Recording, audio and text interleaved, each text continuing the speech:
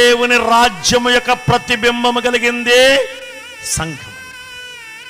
ఏ సంఘముతో నిబంధన? ఎలాంటి సంఘముతో నిబంధన? ఏ విధమైన సంఘంగా ఉండాలి? ఎలాంటి సంఘంగా కట్టబడాలి అంటే అది పరిశుద్ధముగాను నిర్దోషముగాను మహిమ కలిగిన సంఘముగా కట్టబడాలి. స్తోత్రం. ఎలా కట్టబడాలట? మహిమ కలిగిన సంఘముగా కట్టబడాలి. నా నిబంధన దానితోనే, నా నిబంధన దానితోనే.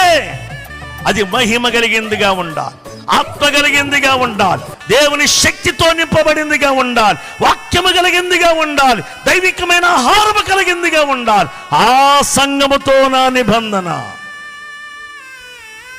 అలాంటి సంఘముతో నేను నిబంధన చేసుకుంటున్నాను.